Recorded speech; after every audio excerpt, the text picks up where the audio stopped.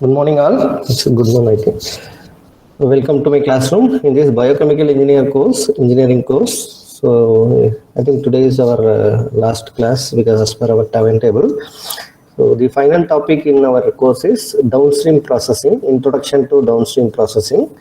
So, that is how we do product recovery. If you refer to our lecture 7, I have already explained you what is downstream processing, or what are the different steps involved, and depending upon where the product is formed, inside the cell or outside the cell. So all that have been discussed because cell disruption techniques have been discussed in lecture number 7, where I have explained you this particular model has been already introduced to you. Okay, so in this lecture we will discuss about it. In the previous lecture we have seen what is cell growth kinetics and cell thermal death rate kinetics, and we have solved some numericals in the previous lecture. So you can refer to it, those who have missed the previous classes. Okay. So in this lecture, so if you to coming to this product recovery or downstream processing, what is product recovery? Thus, even in chemical reaction engineering, means any chemical product formation also, once a product is formed, we never get 100% conversion, we never get 100% pure product right from the reactor itself, right? So always there is a percentage conversion is there is byproduct is there are competing reactants, so products are being formed, intermediate products are being formed. So whatever is the product that is coming out, it is not a 100% conversion rate. Okay, so for example, even BTech students are there. If 120 students have registered for a UG program. So at the end of the year, on the convocation day, if you want to check it, so it's not that all 120 get the degree. Okay, some get a year lag, some get a better position and leave the course. Some of them are having backlogs, right? So that way, we never have 100% conversion. A product is never there. So we have to isolate them. So okay, ore is means gold is present in its ore form. So to separate it out, we involve some purification step like leaching kind of operation is carried out. So it is not that purification is simple one. It's a time consuming and energy consuming, energy intensive process is involved. So in that cases, the price of the final product price is being high, right? So that way, in general itself, that is the case. But if you come into this, our chemical means biochemical products, what it contains different things, right? It contains microorganism, it contains the whole cell. If it consists of a cell, or it consists of a cell debris or cell fragments, or it consists of soluble and insoluble medium products, or it contains some aggregated products or pellets of products are there, and there will be undissolved nutrients which are being present in the system, right? So that is what is coming out of a fermenter. So downstream processing refers to isolation of product or separation of product or recovery of a product. Okay, so right from whatever step we are trying to do after what is being formed in the fermenter, we are going to harvest the product, and then we are going to we have to purify it. Okay, so that have been discussed in the lecture. So that way, any product price is being defined by the what is the cost involved in this downstream processing step. Okay, so it is going to decide the economic viability of a process. So if you want to choose a biochemical method, how much difficult it is to recover the product or how easier it is to recover the product, it is going to tell you whether you can go ahead with this process in a large scale or industrial scale or not. Remember, if it is a rare medicine kind of thing, you can go for it even if it is very costly process, right? So whereas if it is for a highly, you want to produce something in bulk quantity and the cost involved is going to be very high in the product recovery, it is not economically viable for a process. Okay, so that way this product recovery is going to the one which decides the economic viability of the process. Remember, this downstream processing cost can vary from 20% to 60% of the selling product price.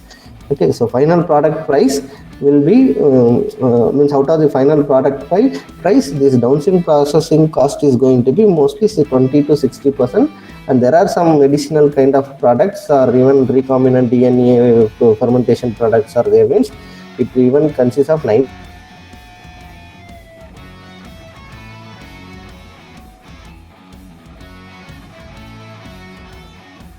energy intensive as well as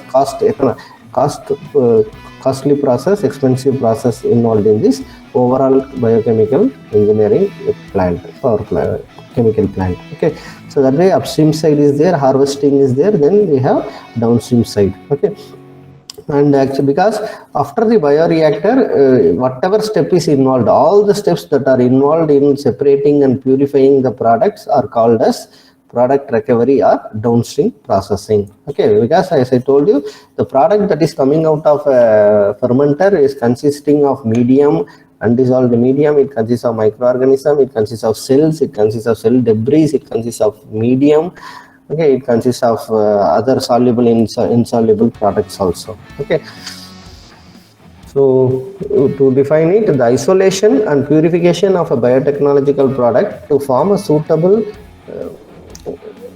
to a form suitable for its intended use, that is also important. Okay, so we are going to have different processes.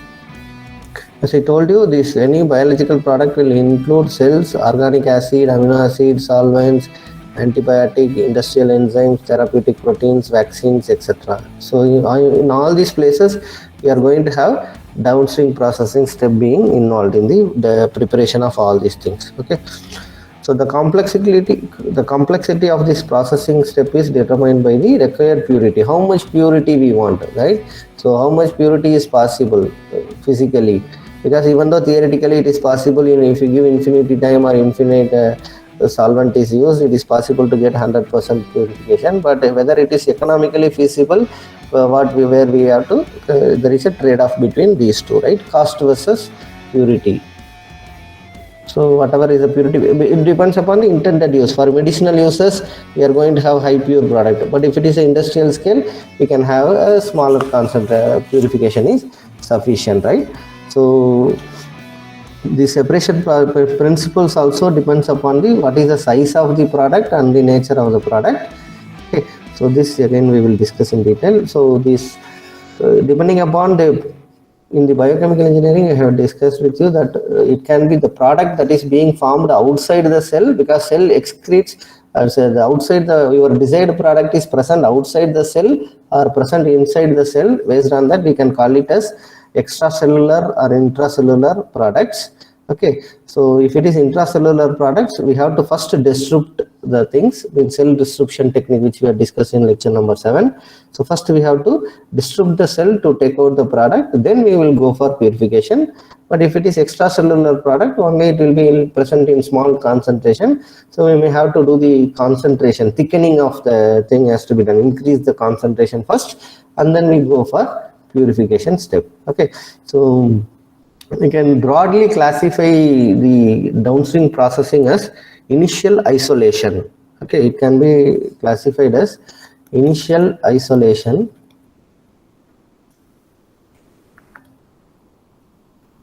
and product recovery. This is broad, this is detailed one. Okay, then purification and concentration. Okay, so this because each one have their own detailed steps in sub steps involved in it. So the overall we can tell that there is broad classification, or you can say that these are the steps, 5 stages present in a downstream processing. So solid liquid separation, release of intracellular product if it is intracellular, otherwise concentrating it, then purifying it, and then formulation and packaging can be done. Okay, so the choice of these downstream processing steps to be adapted for a particular fermentation process will depend upon what is the product is being formed, what is its worth, what is its value, and what is the intended application, what is the use, where we are going to use it, whether we are going to use in normal cleaning or whether it is going to be used in medical applications. Because if it is highly medical applications, drug usage kind of thing, food kind of thing, we will go for high purity products. Okay, so in that case we are going to make use of highly sophisticated equipments like chromatography, all that will be used. Okay, so that way a very costly medicinal applications means we are going to have a very highly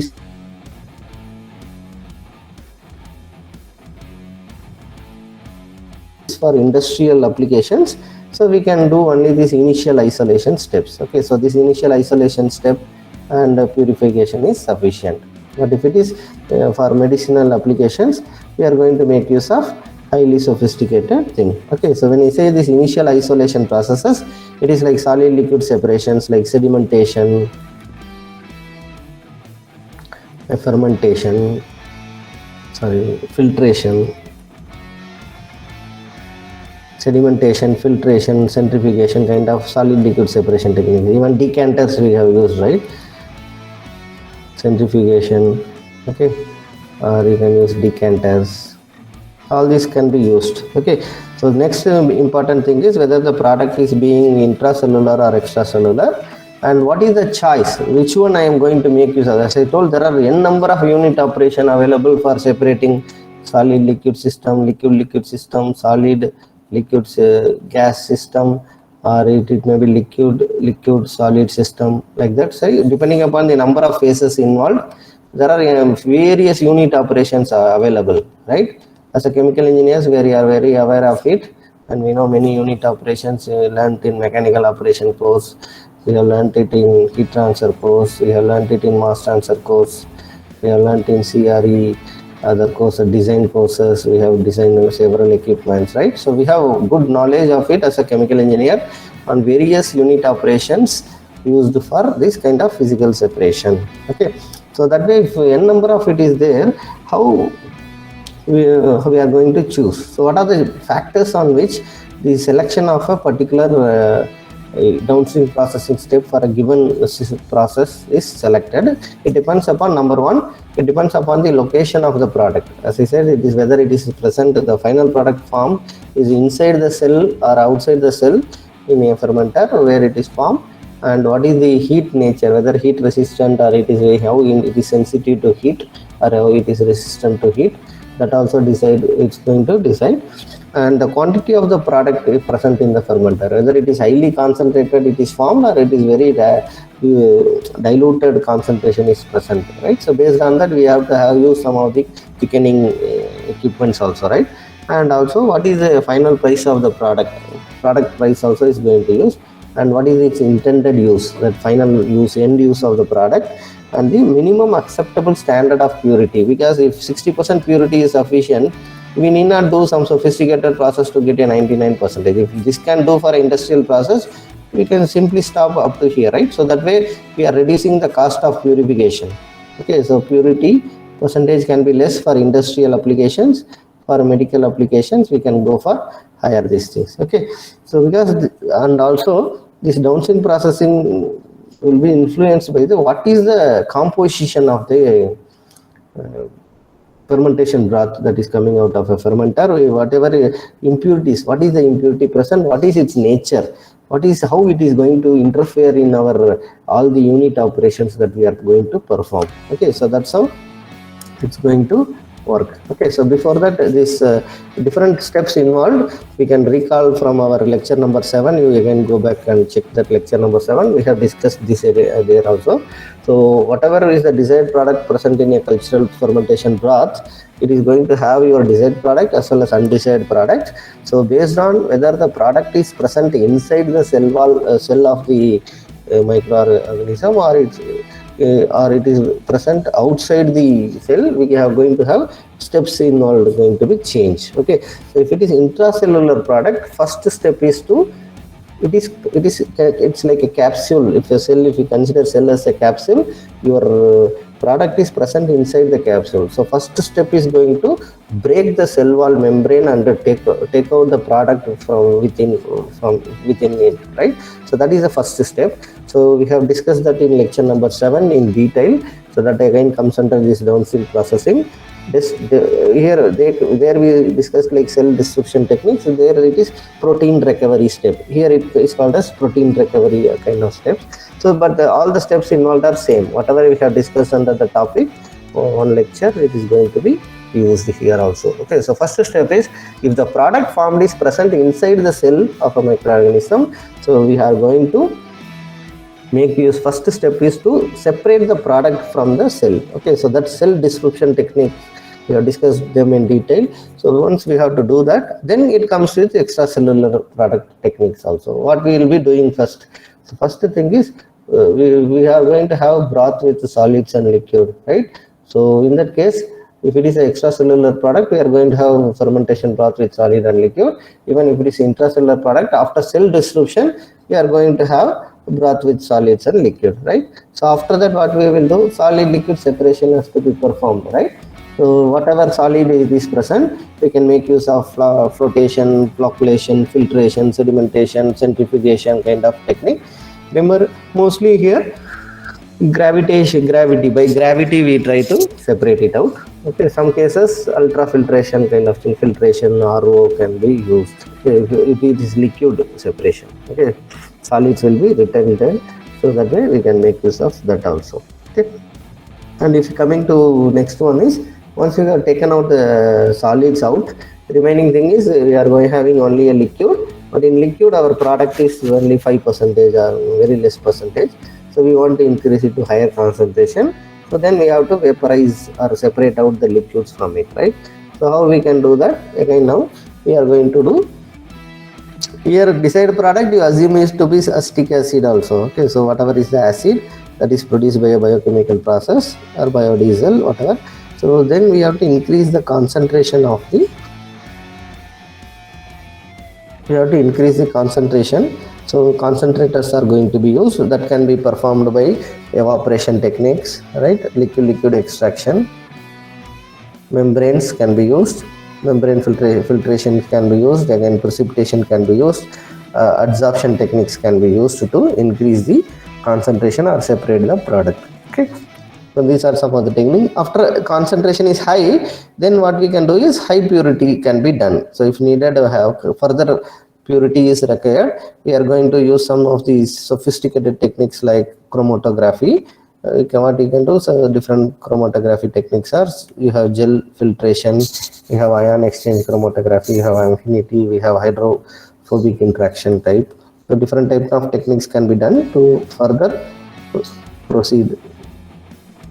So further what we have to do is we have to formulate it. Formula means in the sense we have to dry it and do the things, right? So we can do freeze drying, we can do drying and crystallization, so that we get a desired shape, final shape, whether it is pellet or it is capsule kind of thing, whatever product, depending upon the product. If it is a liquid product, it's only concentration.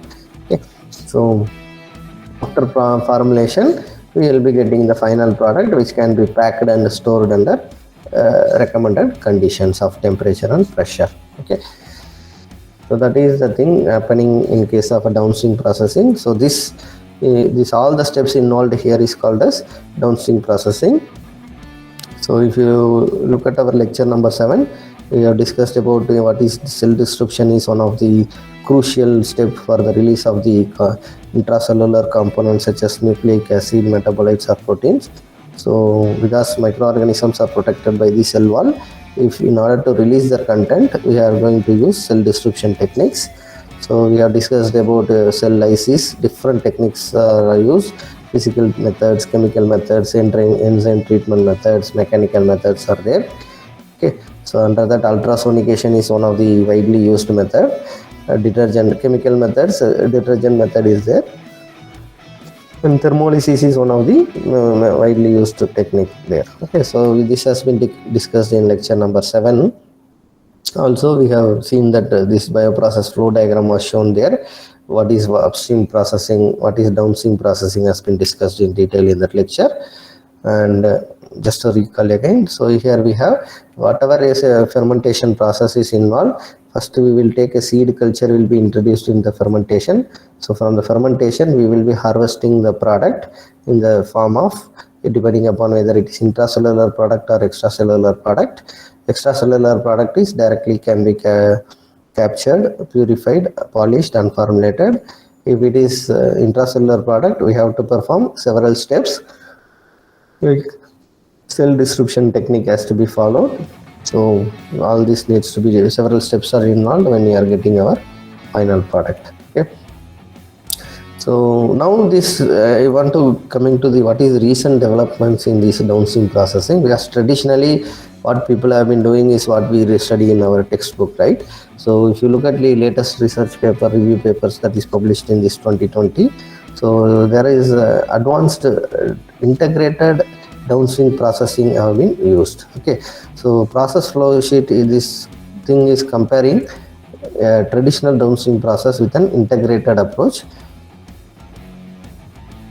So in case of a traditional approach, what we are doing in downstream processing is we harvest it, we clarification is done, capture and concentration is done, then intermediate purification is done, and viral clearance is done, and polishing is done in case of traditional downstream processing. Whereas in case of integrated downstream processing, harvesting is done. You can see here in integrated approach where clarification, concentration, and capture can be integrated in a single step. Okay, so that's what we do as integrated downstream processing. Here ATPS stands for aqueous two-phase separation, and EBA stands for expanded bed absorptions. Okay, so such techniques are being used. Then comes here this. From here it is same. Okay, so these things can be combined to have clarification. Here we are going to have a different approach. So that's what being followed in the recent studies or recent industries where they try to implement integrated downstream processing approach than this thing. Okay, so coming to in detail of what is downstream processing. So the first step involved in this downstream processing, as we have discussed, is your solid liquid separation. So the first step in the product recovery is the separation of whole cells, cell biomass other than the insoluble ingredients from the culture broth. So that's why it is also called as harvesting of microbial cells. Okay, there are several methods which are being used for solid liquid separations, so which includes flotation, flocculation, sedimentation, centrifugation, filtration, etc. Remember, there is a separate elective course called downstream processing, where all these are studied in detail. This itself is a separate course, which means if it is a 3 credit course, you are going to have a unit on each method. Okay, so that's why it is a separate new elective course which may be floated for your batch also in the next semester. So there we are going to discuss them in detail about each method as a separate unit. Okay, so but here it is only one of the part of the course. So here what is flotation or flocculation, all that you have learned in earlier courses. So I'll just go through what is the definition or what basically happening in it. Okay, so what is flotation? When a gas is introduced into a liquid broth, it is going to form bubbles. The cells and other solid particles will get absorbed on the gas bubbles. These bubbles rise to the foam layer, which can be collected and removed. Okay, so that's why in any froth flotation process, there will be a collection part will be there. So here it will be circulating. So it is like overflowing kind of thing. So whenever the bubble is coming, there will be a sweep will be there.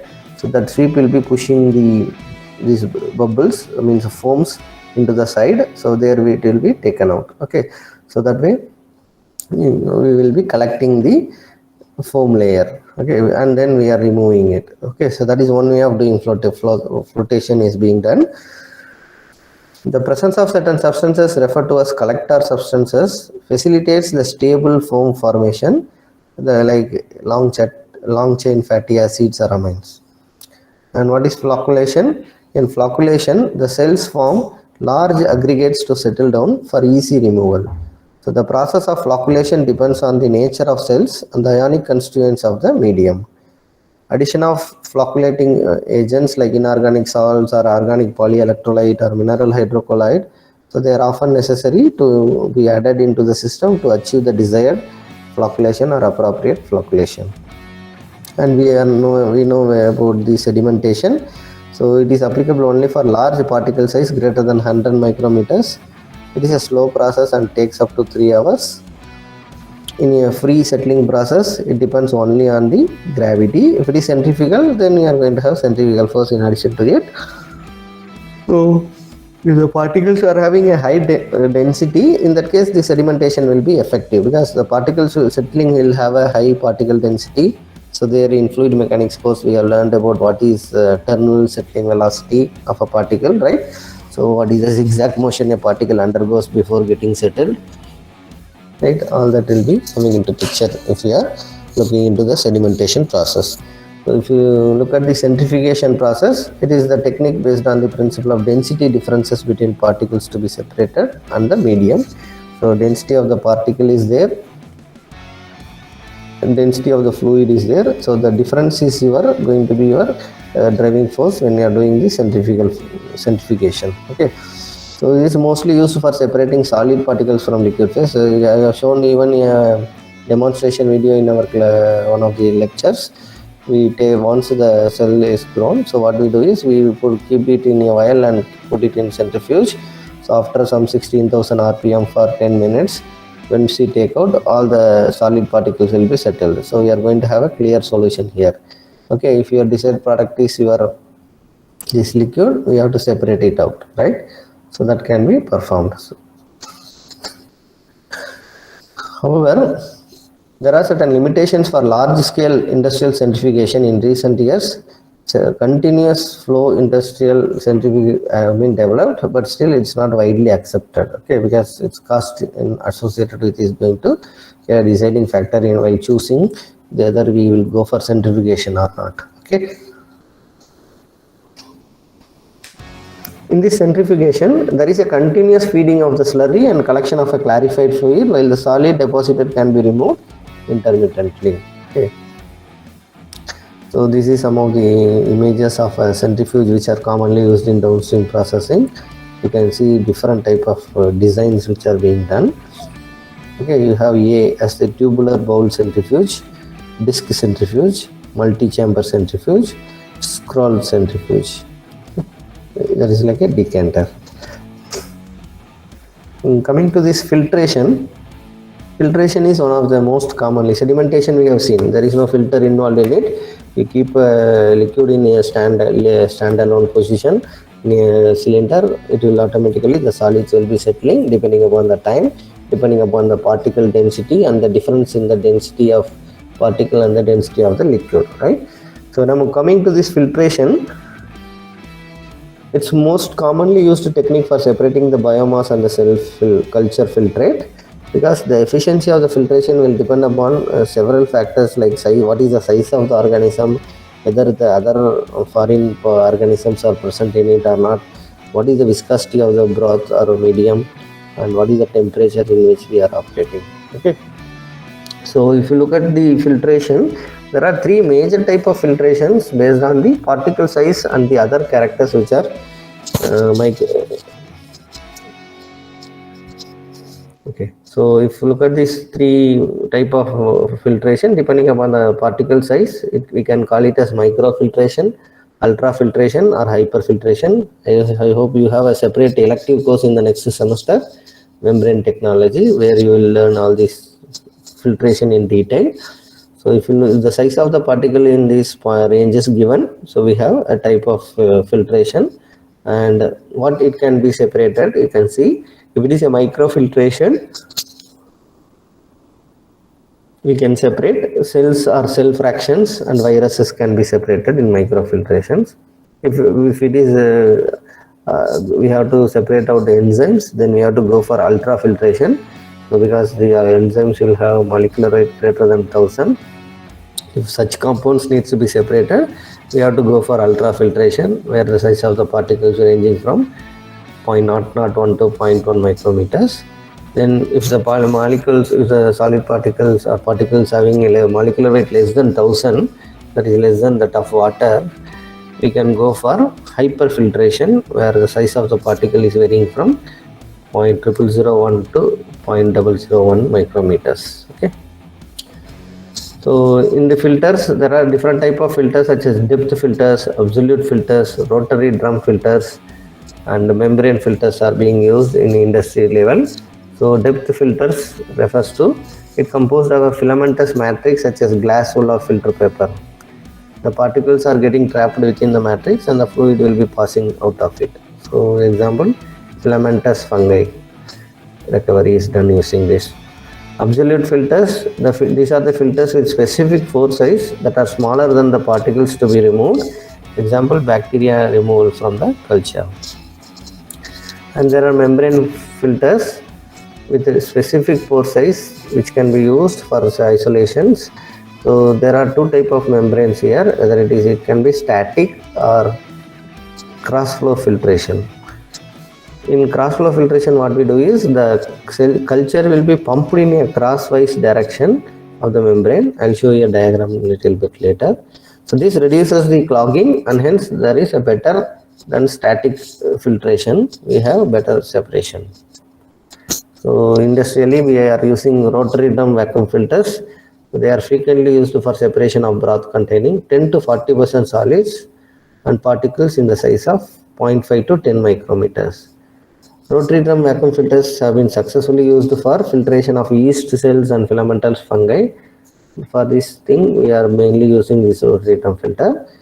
So if you look at the equipment design is simple, and it will be consuming low power, and it is easily operatable with semi-skilled laborers.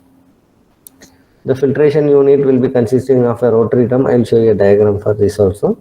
The filtration unit will consist of a rotary drum, rotating drum, which is partially immersed in the tank of the broth.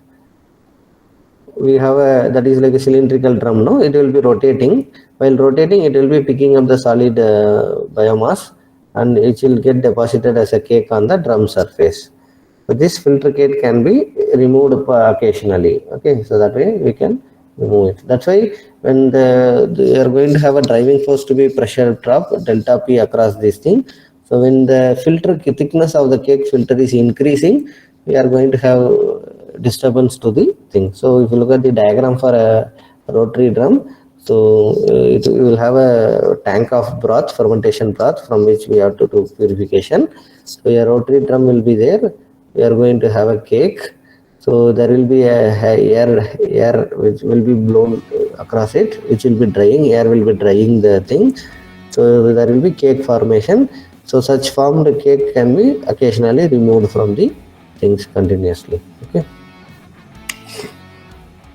Next step is release of intracellular products, which we have discussed in detail in the previous lecture. So once if it is really intracellular product, first we have to step is to release the maximum amount, that is active form.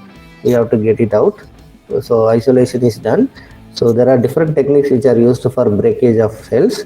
So the selection of a particular method will depend upon the what is the nature of the cell, because there is wide range variation in the property of cell distribution or breakage depending upon a particular step or a particular method which is being used. Okay.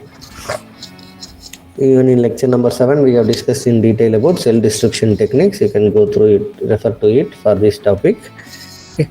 So we have discussed about ultrasonication, where ultrasonic disintegration is widely employed in the lab, but due to its high cost, it's not suitable for high scale applications. And we have osmotic shock. This method involves the suspension of cells in 20% buffered sucrose. The cells are then transferred to water at about 4 degrees Celsius. Osmotic shock is used for the release of hydrolytic enzymes and binding proteins from gram-negative bacteria, like that. So we have discussed them in detail. Even the demonstration videos have been shown to you in the lecture number 7. Okay. So heat shock method is there, high pressure homogenization, impingement, grinding with glass beads, and we have even discussed about chemical methods that are available for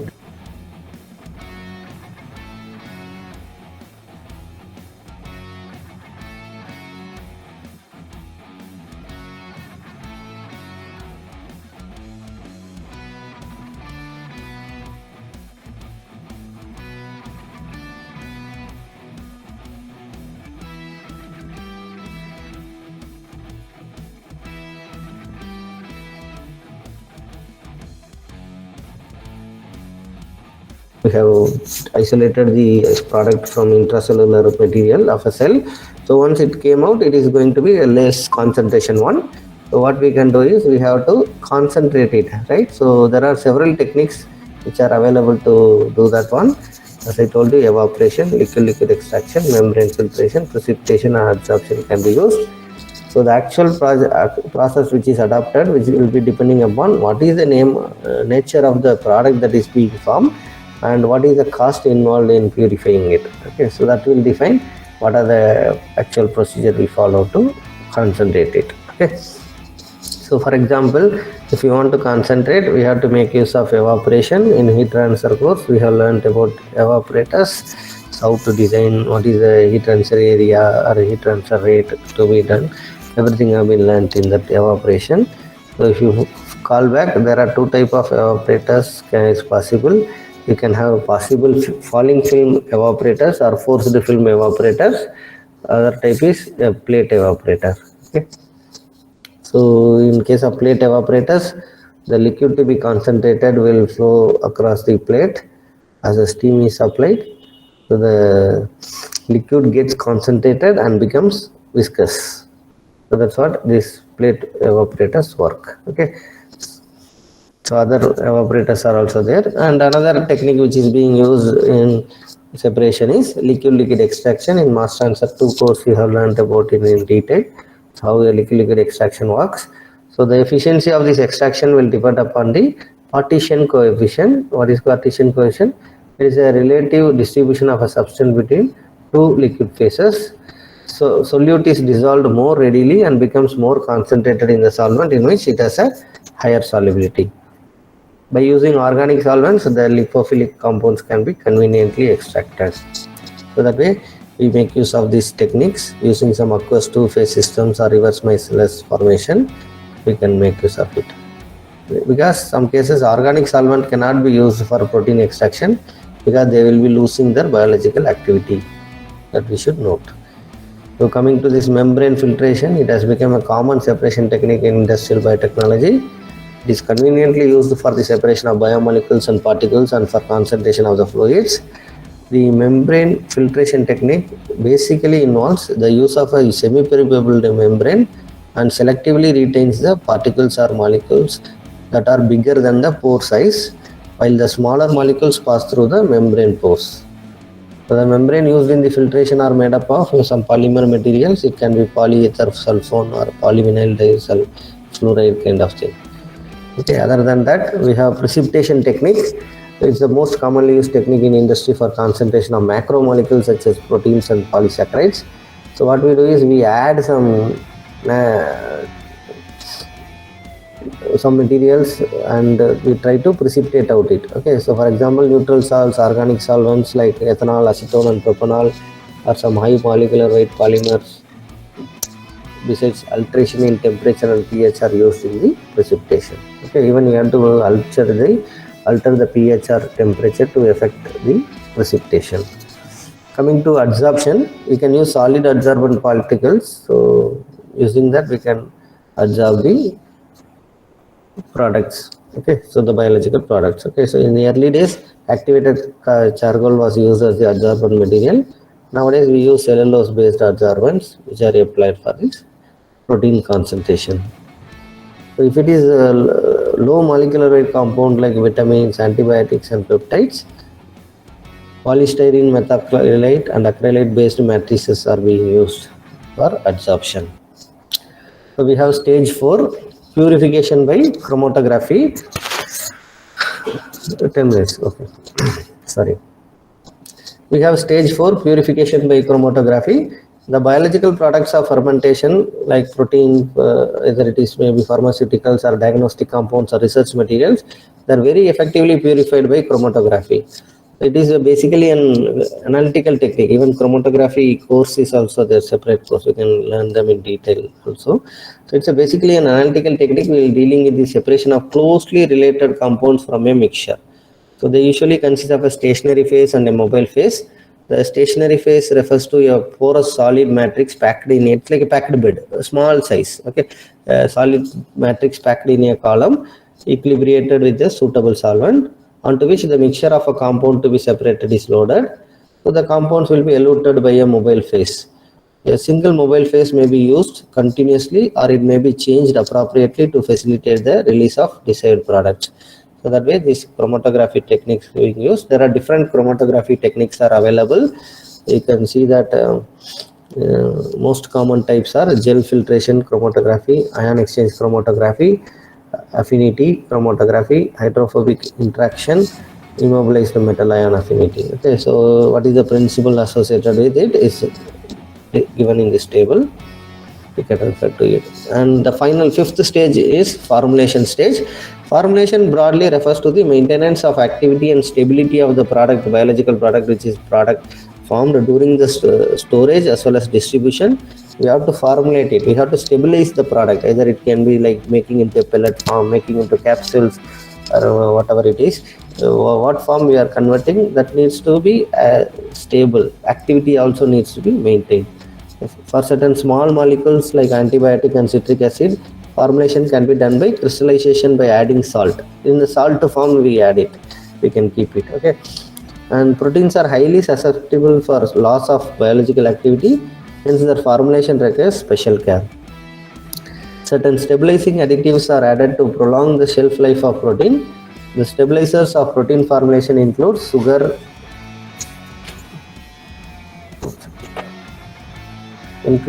salts, polymers, and polyhydrate alcohols. Okay. So protein may be formulated in the form of solutions. It can be in the form of suspensions or in form of dry powders. That's why for children, we don't give tablet, right? So that's why the same product is given in the form of suspensions or in the form of solutions. Otherwise, sometimes they give us powder. We have to mix it in water. Given water also will be given pure water. So then we will make use of it, right? So that way, formulation is an important step. So even sometimes we have to do drying. Drying we have learned in detail in master answer. So we know the importance of drying. What is the principle of drying? Okay, so we even do freeze drying or lyophilization without causing any loss of biological activity. So that in that case we want to perform freeze drying or lyophilization. Okay. So if we want to focus on this filtration in detail, so we will solve a numerical and stop. So filtration is a pressure filtration. You know how filtration is taking place. What are the different things? Even for water purification, we make use of filters, right? So different layers of gravel, sand can be kept to get the things, right? So whatever slurry is coming, so if a slurry is coming and passing through it, you have a support material, filter cloth, a filter cake will be formed, and you are going to have a flow of pure filtrate across the membrane, right? So that way filtration can be done using some filter materials. Why we have to perform filter is because alkaline, for example, we are going to do filter because several materials are being used. For example, alkaline protease is used as an additive in the laundry detergent. So we have to filter the things before we pack the materials. Okay. So we have already, I told you about this rotary drum filter is being used, how it is working. So these are some of the photographs of the rotary. This is the image of a rotary drum filter. So this is the image of a plate and frame filter. How they are, because it is like a scalable. It's like a fuel cell. Okay, so plate and frame, how much purification you want, you can add the things here, and you can perform the operation.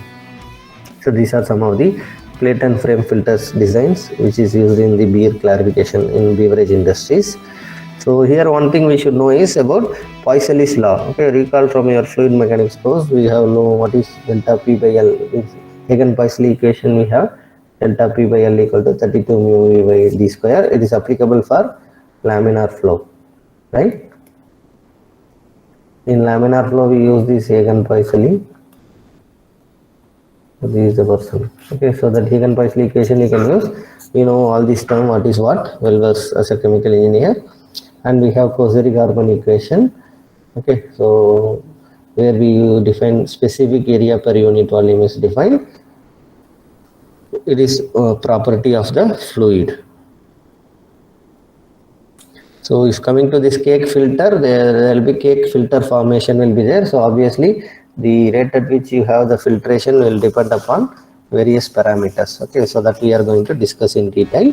So we are going to have cake filtration. So the water, in case of cross filtration unit also, feed will be flowing across, permeate, we call it as permeate, which is pure liquid or filtrate which is coming out, and you are going to call it as retentate, which is rich in the solid particles. Okay, so it is also called as tangential fluid filtration or parallel, because which is parallel to the medium. It is used with the gel like or compressible substances. The pores are smaller than the particle. it is used when the absolute exclusion is essential, and inlet flow of suspension provides shear to limit cake buildup, and it will reduce the cake resistance. We are going to discuss about cake resistance in detail. Okay, so we are going to calculate cake resistance and solve a numerical now. Yeah. So coming to, focus on our filtration to solve some numericals. So we will just look into what is filtration. So what is the rate of filtration? The rate of filtration will depend upon the driving force, cross section area, and it will inversely proportional to the resistance offered by the cake, resistance offered by the fluid itself or flow, right? So the rate of filtration depends upon the driving force, the cross section area, and the inversely proportional to the resistance. Okay, so what is the driving force for the filtration is, I told you it is going to be the pressure drop. Pressure drop is the driving force. Okay, and there are different type of filters which you have seen: cake filters, clarifying filters, or cross flow filters. So I shown you a diagram of a cross flow filter where the flow is going to be in this direction. We are going to have a filter bed membrane. So you are going to have a highly concentrated slurry at the other end of the filter bed. Okay, so here through this thing we are going to collect filtrate material. That's what happens. So coming to the driving force, pressure drop is the driving force, and what are the resistance to the flow? Driving force is delta P. There is a pressure drop across the thing, across this membrane, we can say, thickness, and cross section area is the area available for filtration. What is the resistance to flow? The resistance to flow is offered by the viscosity of the liquid. It is offered by the resistance of the filter cake, or resistance by the filter medium or filter aid, whatever additional things that are present there. Okay. Then what is this resistance to flow? Resistance to filtration can be given by an expression called as mu alpha Lc plus Lm, where alpha is the specific cake resistance, which is defined as the resistance offered by the cake of unit thickness, and Lc and Lm refers to fictitious equivalent thickness of filter cloth or filter aids, etc., where L is the length of the cake. So it's like in fluid mechanics, length of the pipe. For minor losses we have a equivalent length added to it, right? Fictitious length, equivalent length. So that way, we need to take into account of other things, we consider the cake of the length little more, which is your Lm value. Okay, so Lc value, how we get the cake thickness value, can be obtained by the formula Wv by rho A, where V by A is the height of the thickness of the cake. Okay, volume by area, we get height of the container. So we get the height of the thickness of the filter cake. Mu is the viscosity, rho is the density, W is the weight of the solid present per unit volume of the slurry in kg per meter cube. So this formula we will be making use. And the rate of filtration can be given by dV by dt, which is equal to A into delta P by mu into alpha into W by rho V by A plus Lm. Okay. Now Lm is the fictitious length. Okay. At the constant, usually these filtration operations are performed at constant temperatures. So that way we make use of this equation, and we can rewrite it. We can write this equation dV and dt. Isolate the means separating and integrating. What we get is a final equation. T by V by A is equal to this parameter into V by A plus mu alpha Lm delta P. Okay. So now this equation is important. Please write down in your notebook. So this equation we will make use to solve the problem. Okay. So there is a graphical method for evaluating alpha value and Lm value, because Lm value, what is fictitious length, what is your specific cake resistance, we have to make use of it by performing the experiment. Okay. So we perform the experiment and we will collect a data of this x-axis data, that is T by V by A versus V by A, this is y-axis, this is x-axis, this is y-axis. Okay, so you will take it in y-axis and take it in x-axis. We can plot a graph. Okay, so when you plot a graph of T by V by A versus V by A, we are going to have a y equal to mx plus c form, because this equation is of that way, right? Y equal to mx plus c. So we know what is this is it is equal to y equal to, let me say m, this is x. this is your C. So we are having it in the form y equal to mx plus c. So when you plot x versus y, what is the slope? Slope is m, your intercept is c. So we can easily get these values in the from the graph, right? So for once you plot the graph data, once you perform the experiment and plot the graph, we are going to have this thing. So from slope is equal to this much, we will get the slope which is equal to this much. So from that alpha will be determined. So how we get the specific cake resistance value in meter 1 by meter square? We will plot t by v by a versus v by a, and that slope is equal to this equation whatever we have. So this slope value we get from graph. So we will other parameters we know, mu we know, w by rho we know, delta p we know. Okay, so we can easily get the alpha value. So once we have alpha value, next step is we have intercept value from the graph. So from graph we have intercept value, and intercept is equal to this much. So from this alpha value we have already calculated in the first step. So only parameter unknown is lm here. So rearrange this equation to get lm is equal to intercept into delta p by mu alpha, which is equal to in meters. Okay. So we are going to solve a numerical in using this simple formula. Okay, so plotting the graph and we are going to get, and another simple problem we can solve is in sedimentation. We know that how sedimentation takes place. What is the terminal settling velocity? We have a formula.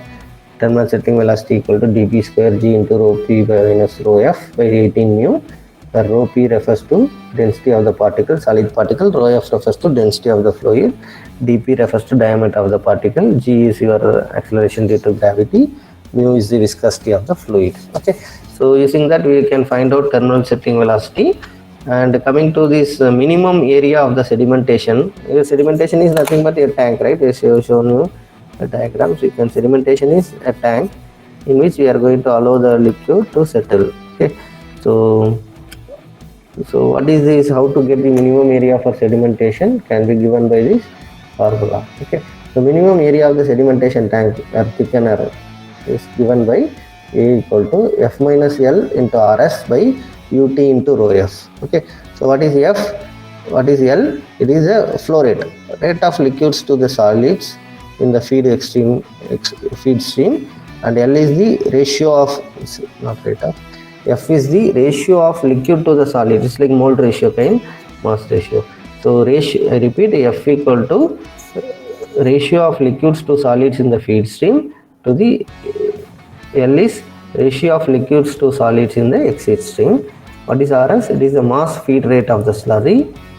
Okay, rho F is density of the fluid, UT is terminal settling velocity. So you can use this formula to get the answer to determine the minimum area required. Okay, now we will solve a numerical and we will stop. Okay, so take down this problem. In the downstream processing of a biochemical process for the recovery of the biomass, a constant pressure filtration technique is used. The fermentation broth contains 10 gram of cells per liter of the slurry, and the cells have a density of 900 kg per meter cube. The viscosity of the filtrate may be taken as that of water. Data on volume of filtrate with time was collected at a gauge pressure of 0.1 meganewton per meter square and presented in table here. Find the specific cake resistance at equivalent cake thickness if the cross section area of the filter press is 0.18 meter square. Okay, as I told you, we have T value and you have V value. Whatever you have to plot, we have explained you. Okay, as I have explained you here, we will plot T versus V by A versus. So this is what you have to do, right? So graphical method evaluation of this is from experiment data, plot V by A versus T by V by A. So you will evaluate those values and you will calculate. Okay.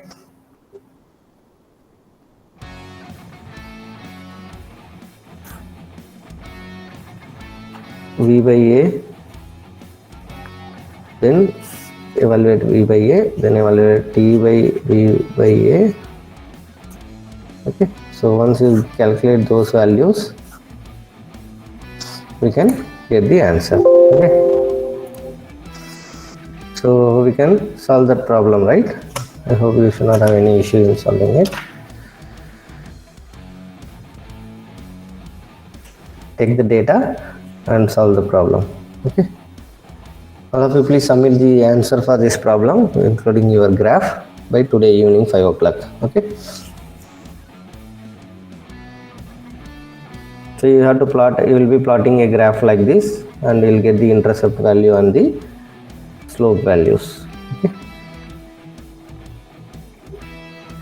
so remember, there is a lot of scope for working in optimization of this downstream processing, because you need to improve the yield, purity, you have to increase the larger process capabilities and faster process developments, and you can work on the separation efficiencies, facility extension, optimization of chromatography, what are the alternative sophisticated techniques available for chromatography, cheaper if it is cheaper or not, or even in the process development area, platform technologies, integration of modeling, high throughput screening, mini plant technology, continuous processing, small scale or parallel facilities can be developed. So these are the areas, if you are looking for a research career relevant to, means you are interested in process control or process optimization, you can look into taking this is a very good challenging area in which you can work on. So I hope, so that way we are completing the syllabus for this particular course, biochemical engineering.